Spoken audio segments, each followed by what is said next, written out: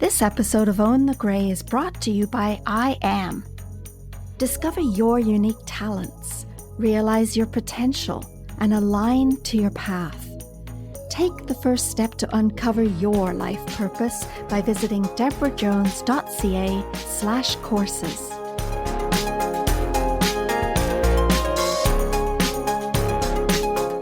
Storytelling is an ancient art and a valuable form of human expression. It has a place in every culture and society. Why? Because stories are a universal language that everyone can understand. It has been a way to entertain, educate, and illustrate lessons and principles for centuries. Grab a coffee, get comfortable. We're about to begin.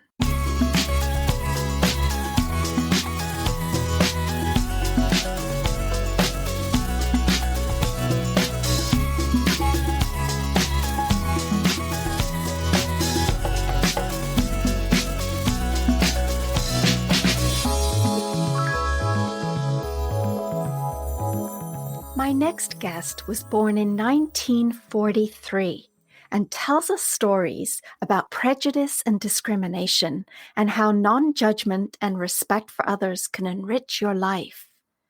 In this episode, she shares how she has adapted to situations while being true to herself, having received a caring act from a primary school teacher whose actions still influence her life today. Please welcome Ingrid Ruhrmann. Hi, Ingrid.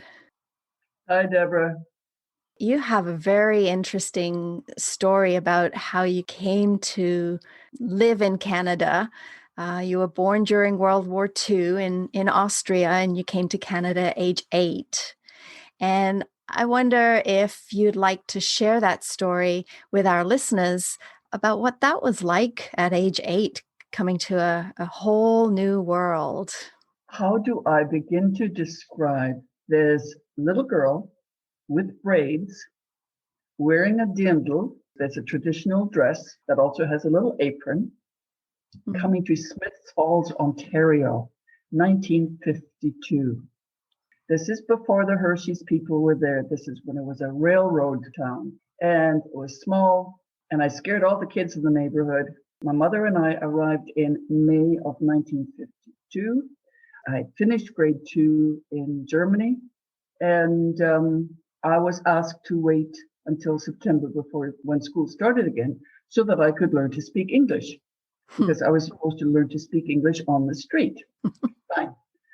Come September, I was supposed to go to kindergarten. By this time, I was 9. I turned 9 in August. And not ever having been a petite individual, here I was, a 9-year-old, to be put in with kindergarten kids to learn how to cut and paste. I never knew how to cut and paste. Would have been an opportunity, I'm sure. Anyway, long story short, I was put into grade 1.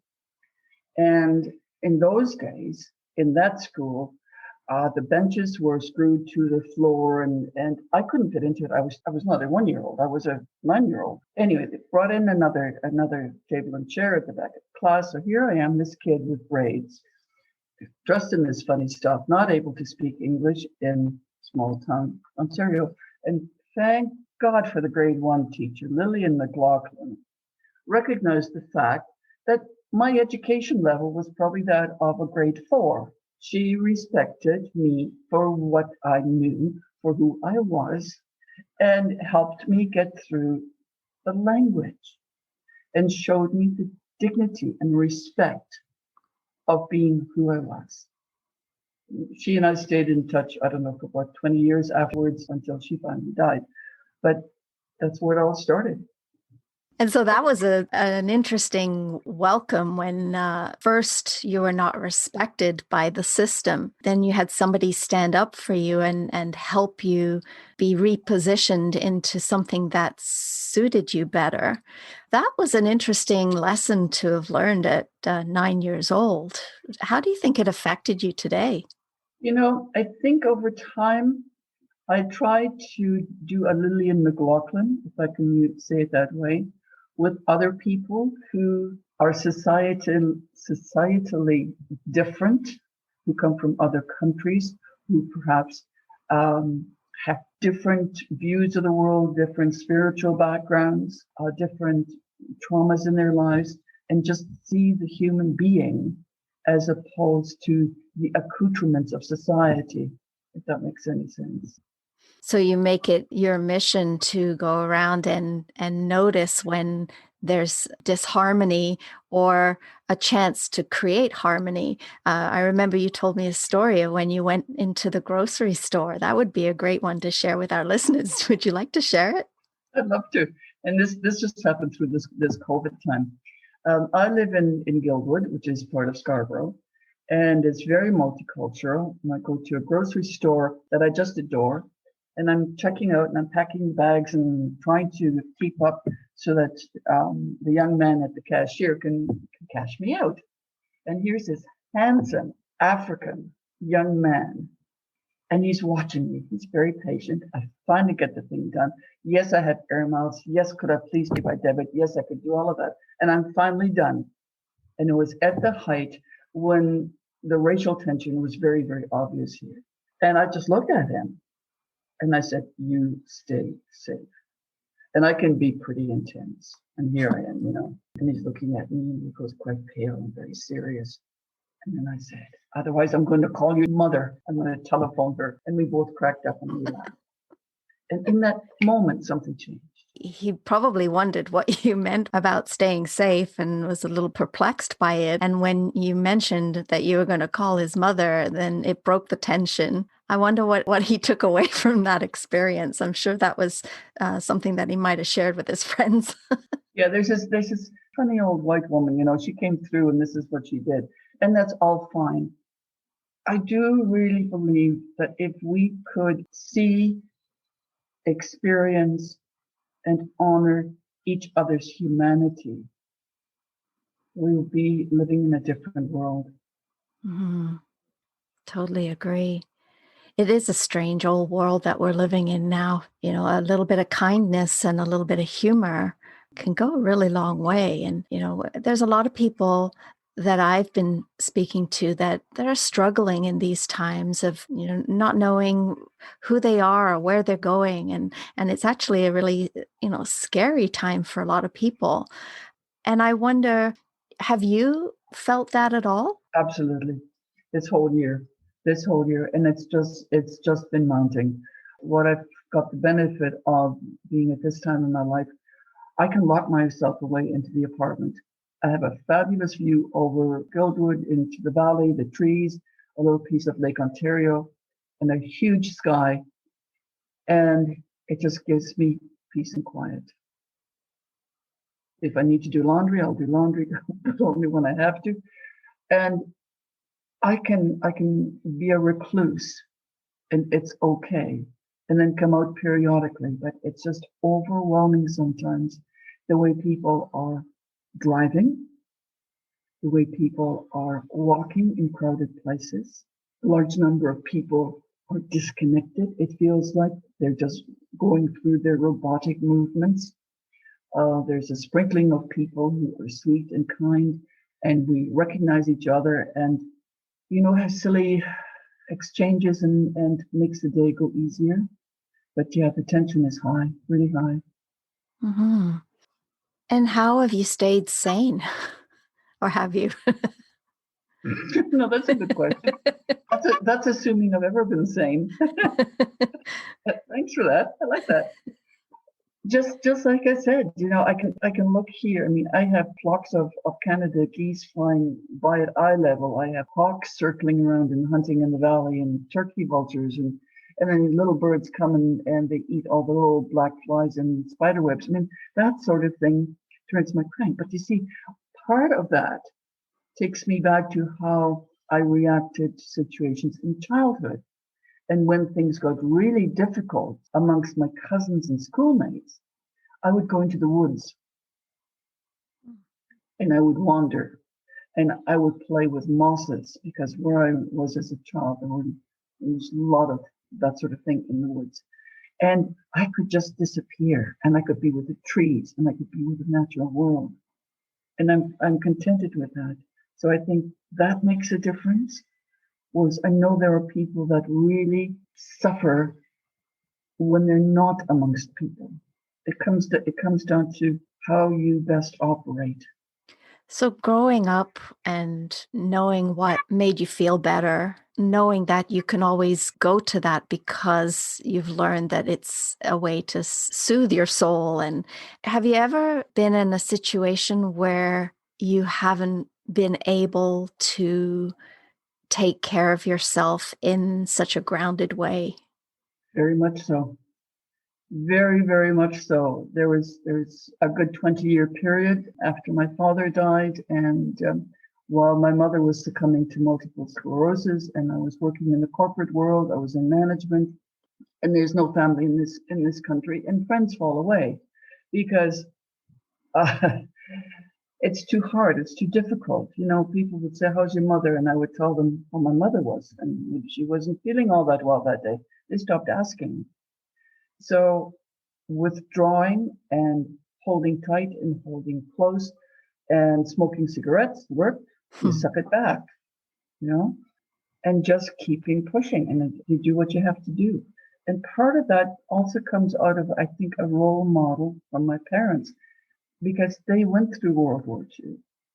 I was born during that time, but they went through it as adults and they lived through it. And that created a particular way of being.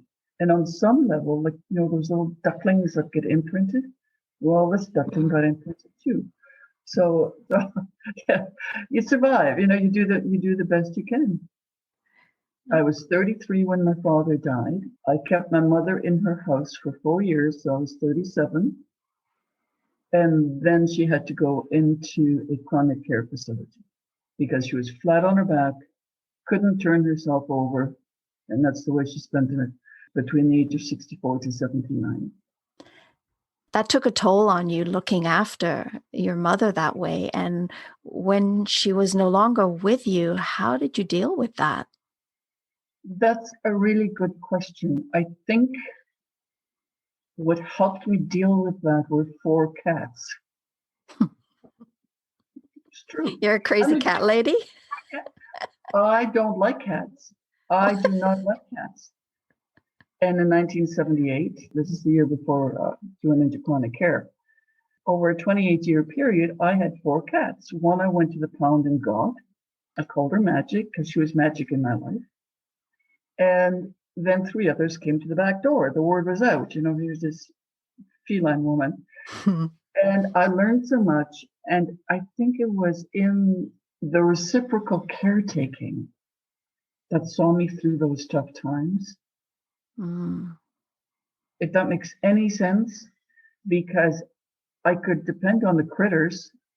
I could not depend on all of my friends. Mm. So you found something stable to hold on to that felt like a way that you could ground yourself.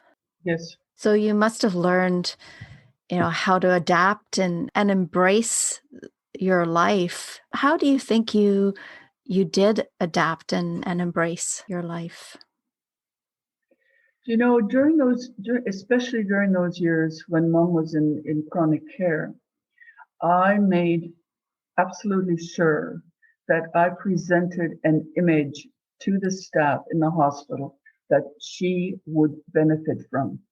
They knew that I was in management. They knew that I would come dressed in high heels and a suit.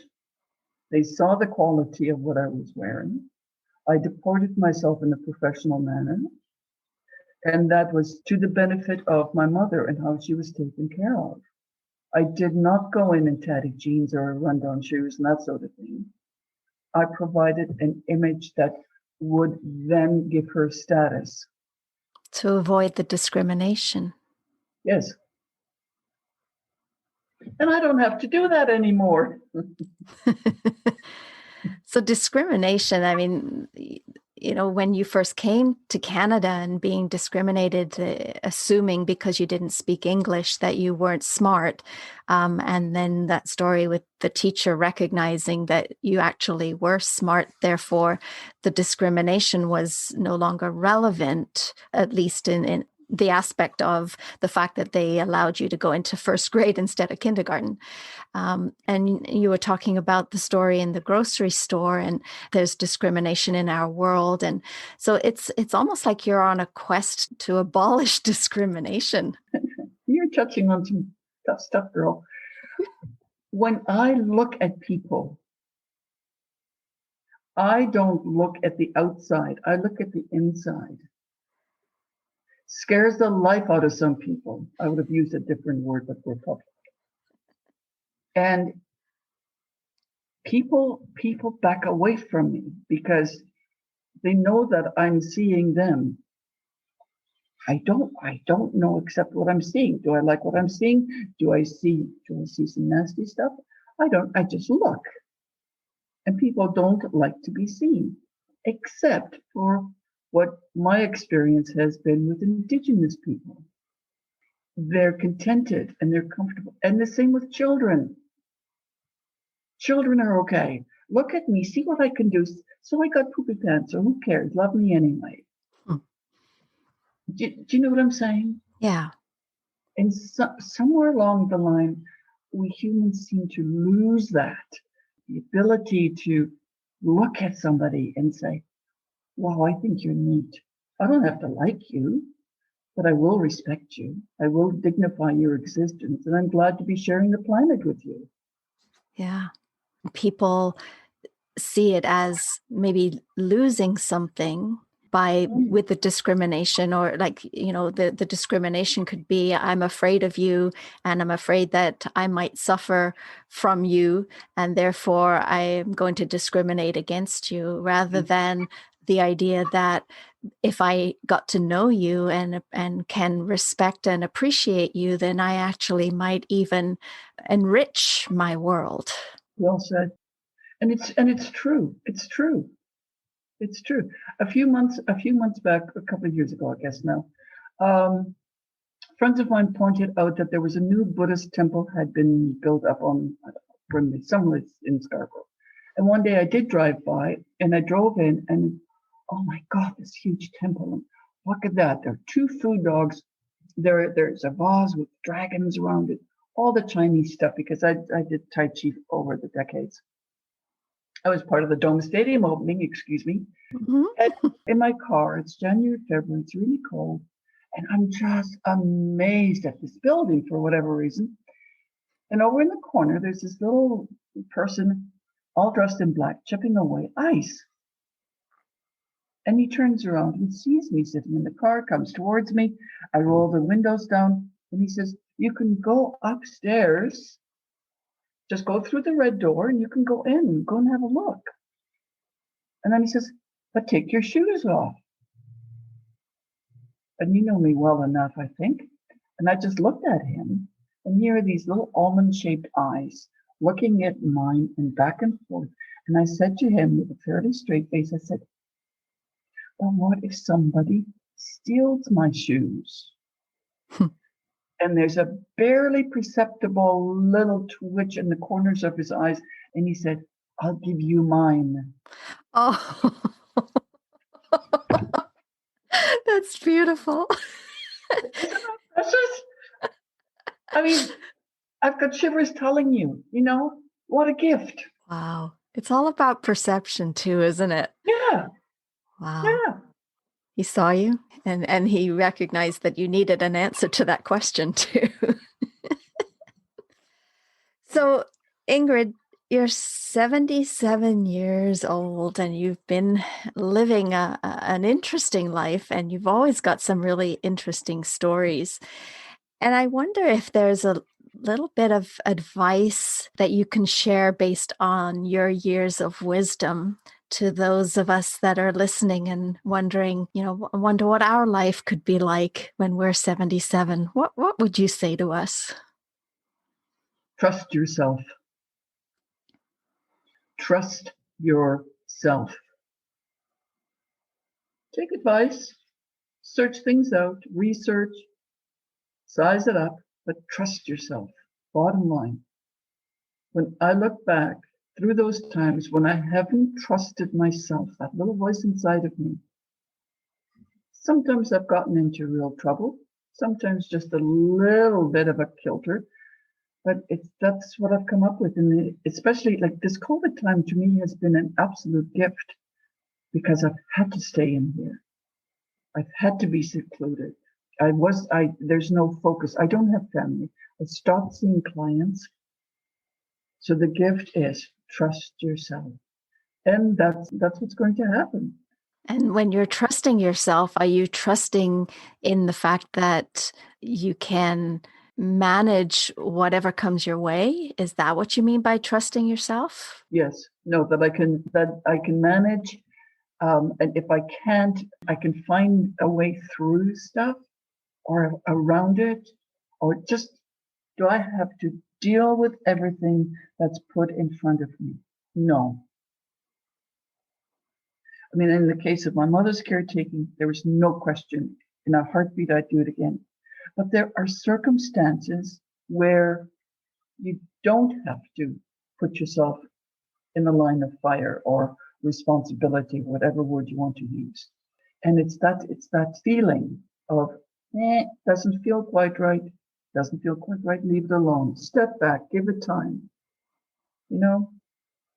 What's the alternative, do you think, if we don't trust ourselves? We lose pieces of ourselves. I think you're familiar with the shamanic term, soul retrieval. Mm-hmm. So taking the wholeness of who we are, if we're not trusting ourselves, we're actually less than the wholeness of ourself. Because I think we can lose aspects of ourselves. You see, what I'm finding really fascinating in these last years is how people I don't know come up and talk to me, whereas at one time they would not have. So something is shifting inside of me to appear more welcoming.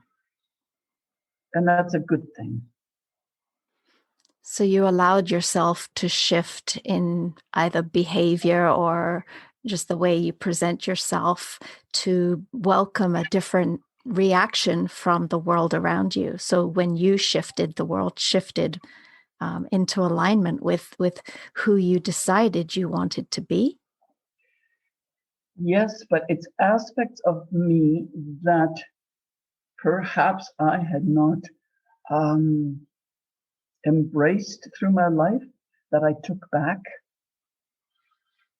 Like when I first got involved with the shamanic work, I did a course on soul retrieval, and somebody journeyed for me and came back with a message that I should look at myself at the age of 8 or 9. Because at that point in life, and this woman didn't know me, just in the course, she knew nothing about me. And what she was saying was that in that coming to Canada during that time, a part of me got lost. The trauma was so extreme that a part of me got split off and that I needed to parent that part. And that's in effect what I've been doing through these last months. Like I have a friend in Vancouver who's 3 years older than me. And we have these conversations. Oh, I don't like getting dressed today. I'm not going to get dressed today. Today's going to be a bath towel experience or whatever. And it's okay. You don't feel guilty about it. You don't beat yourself up because, oh my God, do you know I haven't dusted here in 4 weeks? That's dreadful. It's not dreadful. It's my place. I can do with it what I wish. If people don't like it, they don't have to come. So your message is to trust yourself. Yes. To trust your feelings, Yes. to follow what is right for you, Yes. and not worry about prejudices and judgments from others. Yes. Now, I would like to add something to that. If I had children, and for sure grandchildren, perhaps my acting out wouldn't be quite as extreme. What do you mean by that? Maybe I would dust every 2 weeks as opposed to every 4 or 5 weeks. I would bring my way of being into a different venue, to be a different role model, if you like. Why would I expect others to have that depth of understanding that hopefully I have? Like when I was volunteering, I presented myself in a particular role, which is somewhat the same to who I am, but not totally. So adapting to your situation and choosing what to present in each situation, depending on what you might get in return. Not even so much what I can get in return, but what I can give. So adjusting the aspects of yourself and highlighting certain things in certain situations in order to make the most of that situation, or make that make the best of that situation for yourself and those that it concerns. Yes, and what comes to mind is I volunteered at the zoo, as you may remember. And I love being with the kids. This is teenagers and younger. Um, because, can I come and volunteer at the zoo? Sure, why not? What is it that you like? Go and check it out on Google. Do this, that, the other thing. And you watch these little faces light up with the possibility of what they could maybe do. Because here's this old woman looking me in the eye and saying, yes, you can do it. Check it out. You may decide you don't want to do it once you look at the detail, but check it out. Of course you can do it. Go and explore. It's incredible the impact that we can have on others' lives as well as our own with the choices and decisions of how we choose to present ourselves. I think that's what you're saying, is recognizing that children especially are sponges to the feedback that they get from the environment that they live in. And by having somebody say to them, yes, it's possible, and showing them an open door rather than something that looks like to be too much of a challenge, or that somebody doesn't have faith in their abilities to be able to do that. If we think about how we are presenting ourselves to others, the effect that it has on their lives is far reaching. So perhaps that child, after you believed in them, go through their whole life knowing that it's something that they can feel supported in different choices. Whereas if you'd never said that to them, and maybe their upbringing is more restrictive, they can go through their entire life with that restriction. And so I think that's what I'm hearing you say, is the power of who we choose to be. If we're being authentic to ourselves, if we're being true to ourselves, and expressing that truth, no matter if it ticks boxes for other people or not, it's really ourselves that we are to be honoring, because we have to live with ourselves the rest of our life. And as long as we're doing that, it sounds like, that's why we're here on this earth, is to just be ourselves, don't you think? Just think back to Lillian McLaughlin, my first teacher, Smiths Falls, Ontario. Yeah, she believed in you, and she saw who you were and didn't listen to all the judgments and the Yeah. yeah, beautiful. She respected me and said, go for it. Do it. You can do this. Yeah. Just give yourself time. And now look at all you've done in your life thanks to her. Seriously. I often think, I think back to my first 2 years of schooling and the sorts of teachers I had. Oh, if I continued in that environment, what would have happened to me? Would I have been totally crushed, or would have just become a miserable because I was so twisted? Mm-hmm. So next year, any plans for yourself? I'm going to get some purple in my hair at the end of December. I love it.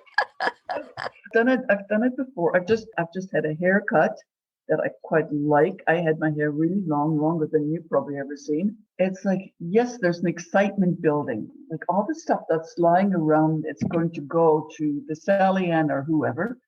And I'm just picking out things that I really, really, really treasure, and let the other things go lovingly, little by little, to other people, you know? Yeah. And so getting a little touch of purple in your hair, what is that saying to the world? Oh, well, listen, I can go back to when I had it done once before. We'll go back to the volunteering days. And I remember I was so proud of this. It was so beautifully done. And I walked around, and volunteers closer to my own age would look at me and then look away and sort of go me to each other. I knew what they were doing. They were being critical because I had purple in my white hair. Then the kids would come by and they'd do a yes.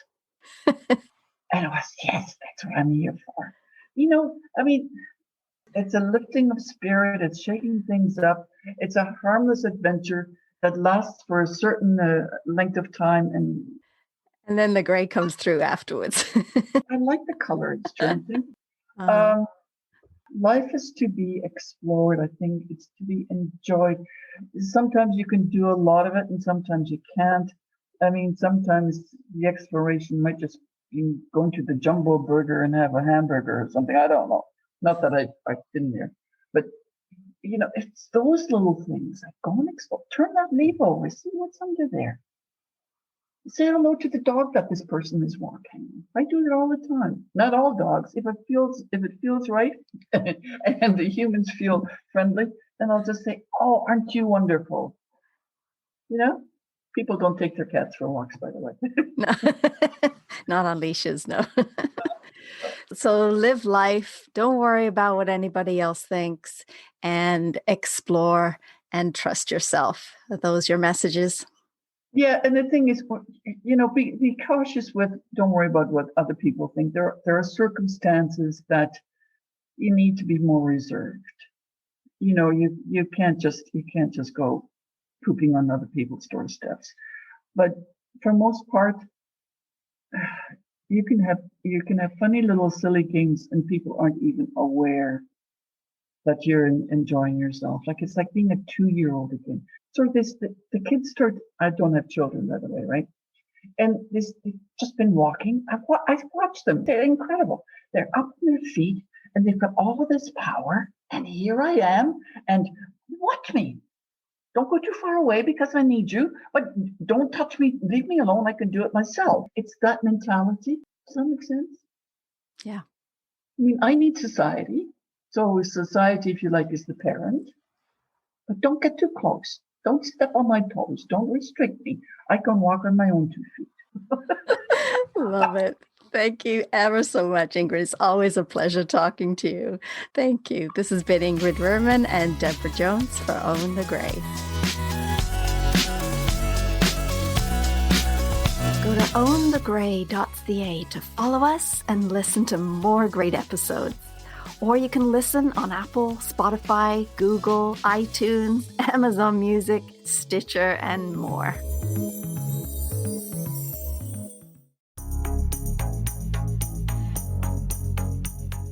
This episode of Own the Gray is brought to you by I Am. Discover your unique talents, realize your potential, and align to your path.